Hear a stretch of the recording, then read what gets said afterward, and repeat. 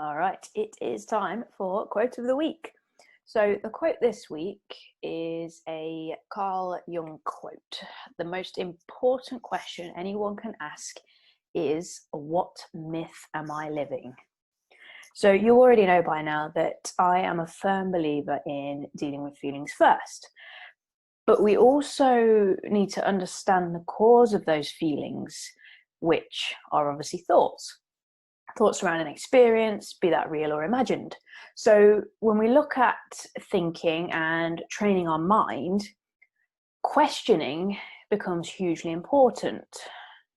The ability to ask the right questions to draw out answers and to provide us with insight and data.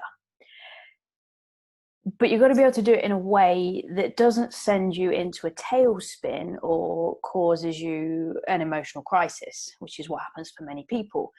Most of us will avoid engaging in self-questioning because we're very uncomfortable with the answers, or we're unsure of what the answers are, or we're stuck in an answer, or we have a preconceived notion about what we think the answer should be.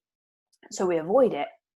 But when we engage in self-questioning, it has to be without judgment, and it has to come from a place of openness and a place of willingness and growth, and with a level of unbias. It has to be a kind of unbiased self-exploration. That's what we really want when we think about topics and we answer questions. The key is not to buy into an answer, but to observe where the answer came from and then make a decision on its validity and its place within your life. Sometimes we can pose a question to ourselves and the answer is not something that serves us. It creates a level of discomfort, which is why most people run away. They don't want to answer questions about themselves. They don't want to know. They don't want to look for that deep level of insight, because it creates those emotions. And if we give into those emotions, it only serves to strengthen the answer that created them, which is how we form those beliefs.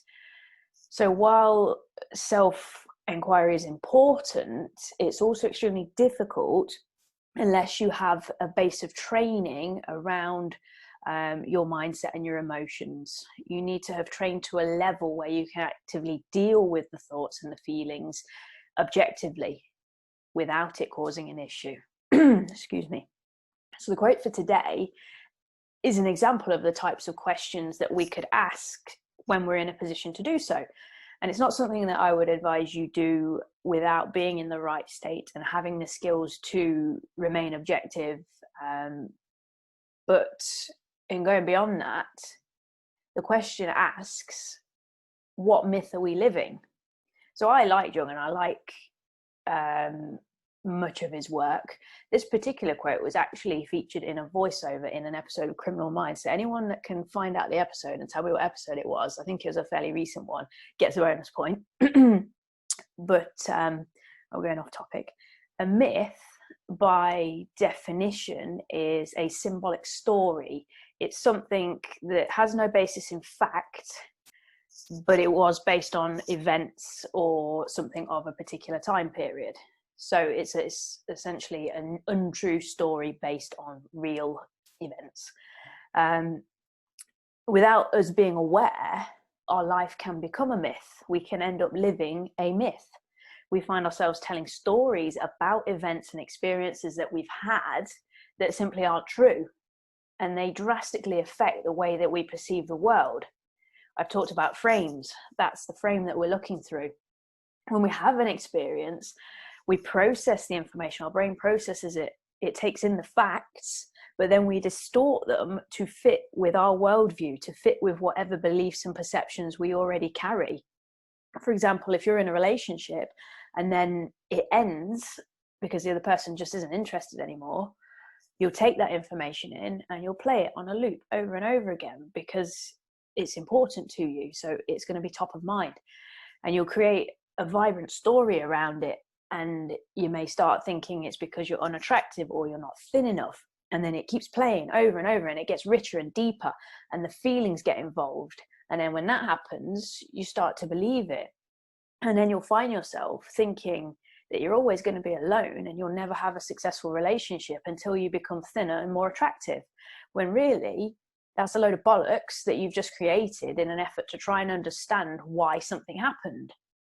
But then you're stuck with it and it starts showing up within your actions. You start facilitating those beliefs through your day-to-day actions. So you may start eating more, or you may start doing the opposite. You may try and get yourself to a point where you are unhealthy within your habits with food and exercise, all that kinds of stuff. It shows up in our actions. We prove it to be true because we like to be right. As I always say, we're always on a mission to prove ourselves right. And just like that, we've created a story based around an event, which created a belief, which was backed with emotions, which drives the action. And now it becomes a habit because we've done it so many times. And those habits serve to keep you stuck. It's a cycle.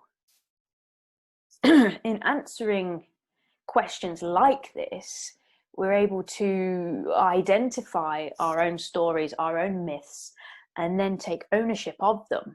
And when you take ownership of something, you put yourself in a position of power and you are able to change them. At the end of the day, ignorance may be blissful in some situations, but in the majority, it's keeping you trapped. It's very uncomfortable to answer questions like this, but it's the key to breaking the cycle. But you've got to be prepared. You've got to have a system. You've got to have tools and things that stop you slipping back and going off into that emotional tailspin. Because once you do start digging down into yourself and into your inner world, you will want to run away because it's uncomfortable. And your survival mode is going to kick in and you're going to fight to stay in your comfort zone. You want to be comfortable. You need support systems, things to help you push beyond that comfort zone, to get into that level of discomfort and then just keep going so you can get beyond the stories and you can look back on everything objectively and without bias and then make a proper informed decision about whether your stories are serving you or whether they need to change. You can go beyond all of the bullshit because beyond that is the peace, it's the freedom. So that's a lot. And I'm going to leave you to think about that. If you have any questions or, excuse me, you want to leave me any comments around this, just drop in the comments and let me know. And if you can remember what episode of Criminal Minds that's from, bonus points for you. That's everything, guys. Have a great weekend.